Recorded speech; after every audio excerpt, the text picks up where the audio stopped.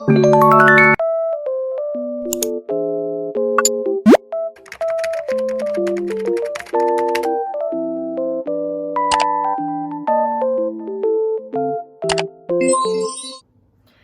perkenalkan nama saya Feren Ratana Tenggara dengan NIM 705210219 dari kelas D Fakultas Psikologi Universitas Tarumanegara. Pada kesempatan kali ini, saya akan membahas suatu kasus yang berhubungan dengan konsep psikologi positif.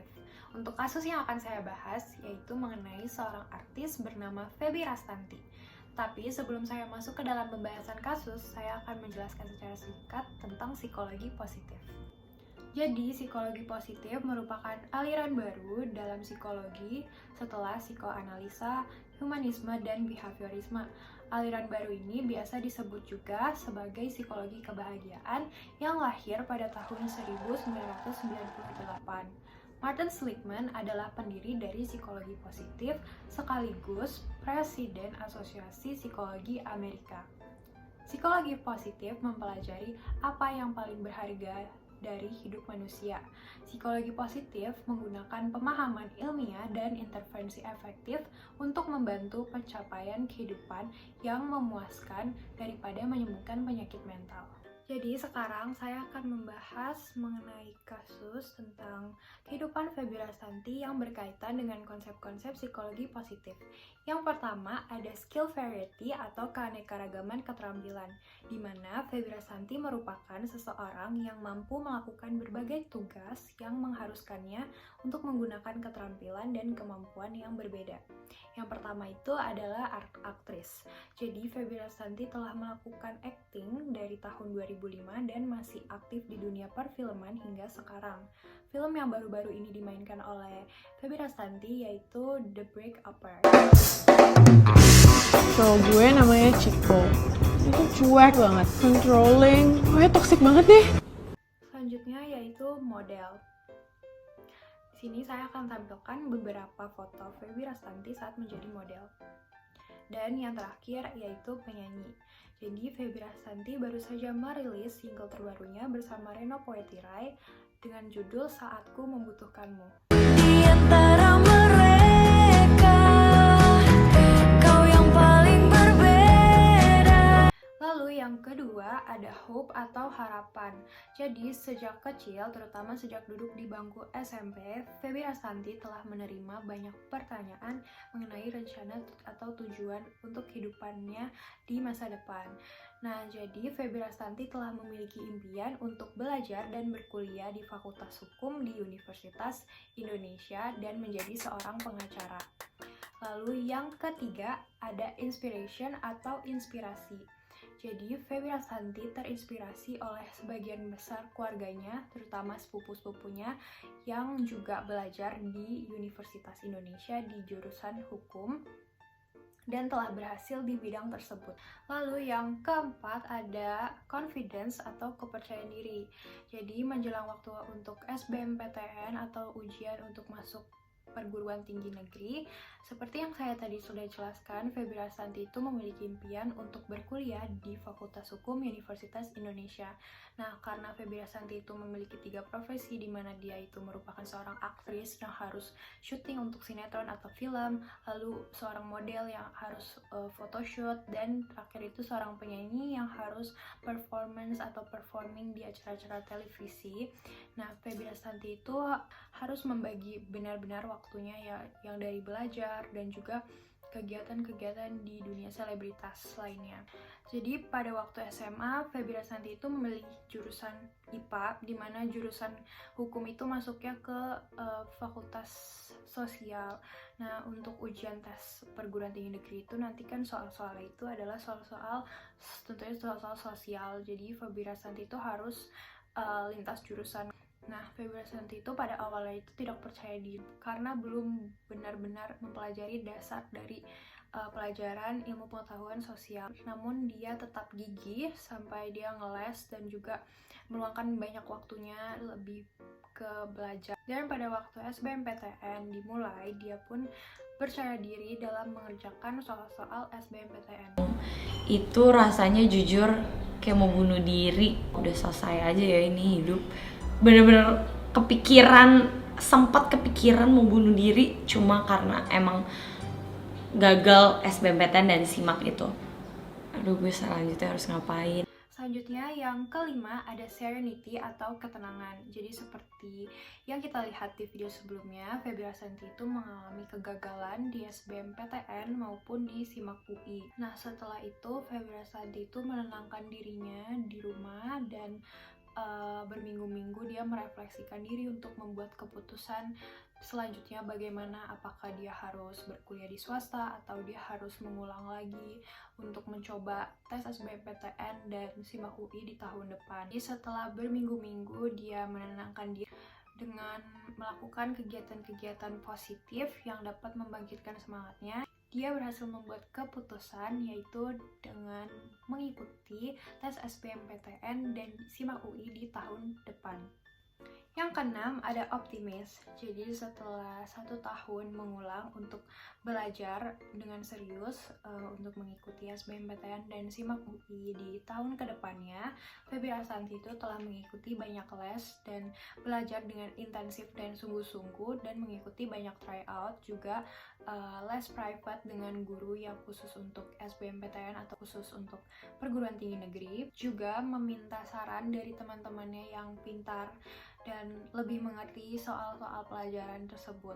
Febriasanti merasa sangat optimis saat mengerjakan soal-soal SBMPTN juga SIMAK UI. Lalu yang ketujuh ada surprise atau terkejut.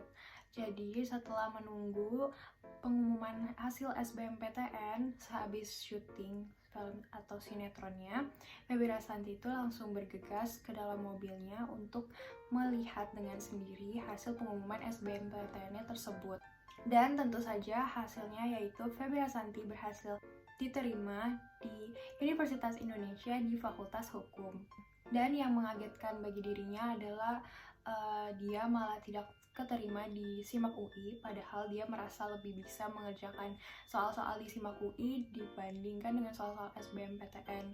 Karena menurut Febriasanti pada saat dia mengerjakan soal SBMPTN, meskipun dia sangat optimis, namun setelah dicek bersama-sama oleh guru privat atau guru lesnya, hasilnya itu katanya banyak yang salah. Jadi dia merasa kaget karena justru dia keterimanya tuh di jalur SBMPTN. Selanjutnya yang ke-8 ada satisfaction atau kepuasan. Jadi sebenarnya hasil pengumuman SBMPTN-nya itu sudah ada sejak pagi. Nah, namun pada saat itu menurut Febriasanti itu tuh sedang puasa dan di situ dia sedang syuting sinetron.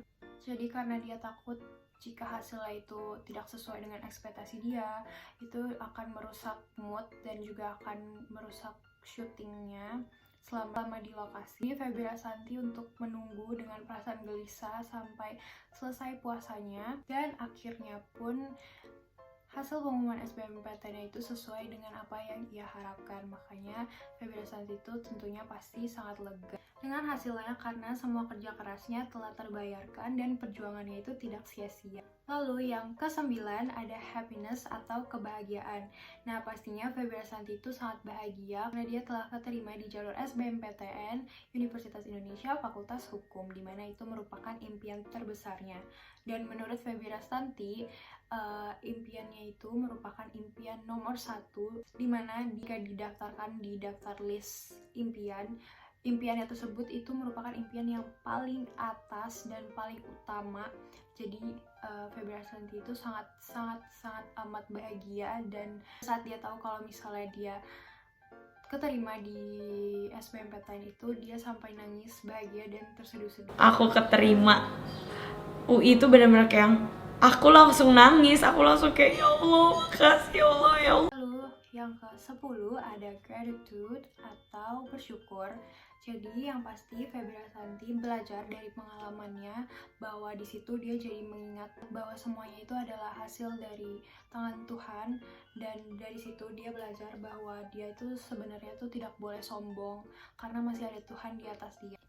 Lalu selanjutnya yang ke-10 ada vigor atau energi, di mana Feby Rasanti itu memiliki resiliensi yang tinggi dan keinginan untuk berusaha keras, di mana dia itu berkemampuan untuk tidak mudah menyerah saat menghadapi berbagai kesulitan dalam menggapai tujuannya.